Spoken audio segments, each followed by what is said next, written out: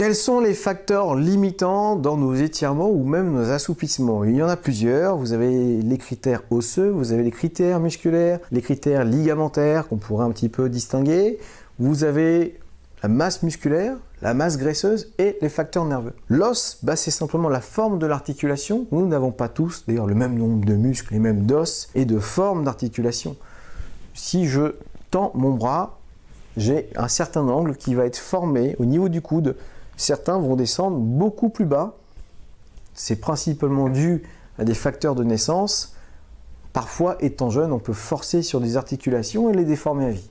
Sur les aspects musculaires, deux aspects différents. Soit la taille du muscle qui va être limitante.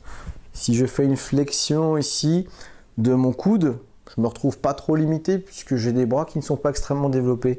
Imaginez des gros biceps, des gros avant-bras. On va venir en butée naturel bien avant. Ça marche de même manière si vous avez une obésité, vous êtes limité sur certaines amplitudes articulaires. Sur les aspects ligamentaires, je vais prendre principalement l'exercice du pullover que nous pratiquons en musculation. Certains sont limités sur l'amplitude et c'est pas dû à la forme de l'articulation, c'est dû quand même aux muscles et aussi aux ligaments qui peuvent donc gagner en amplitude, ce qui n'est pas souvent intéressant, mais dans le cadre de cette articulation-là, celle qui s'appelle l'articulation gléno-humérale, dans le cas de l'articulation gléno-humérale, il peut être intéressant de gagner en amplitude pour le tennis, pour le baseball, pour le volleyball et d'autres sports. Est-ce que le muscle lui-même est un frein à l'étirement? Oui. Si vous ne sollicitez pas régulièrement votre muscle, il n'a aucune raison d'être très souple, donc très ample. Il va être limité par le nombre de sarcomères qu'il possède en série, par la qualité de son tissu conjonctif.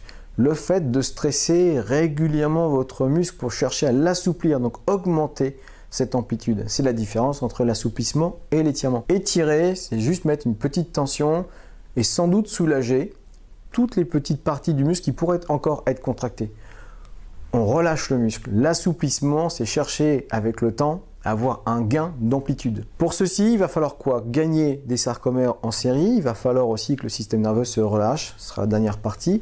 Mais il va falloir changer la qualité de son tissu conjonctif. Le tissu conjonctif s'adapte aux contraintes qu'il subit. Qu'il ne subit pas de contraintes, vous avez un tissu conjonctif qui est mou, qui est compliant. C'est ce que l'on va expliquer juste derrière et qui va répondre à la question de tout à l'heure, lequel des deux élastiques était le plus souple. Enfin, on a parlé tout à l'heure des facteurs nerveux. Certains ont un tonus musculaire un petit peu plus actif que d'autres et se retrouvent donc avec des amplitudes qui sont limitées. Il suffirait de les mettre sous hypnose, de leur donner certains produits pour obtenir un relâchement du système nerveux et obtenir des gains en amplitude. C'est ce que nous recherchons avec certaines méthodes qui seront expliquées dans la deuxième partie, comme le crack.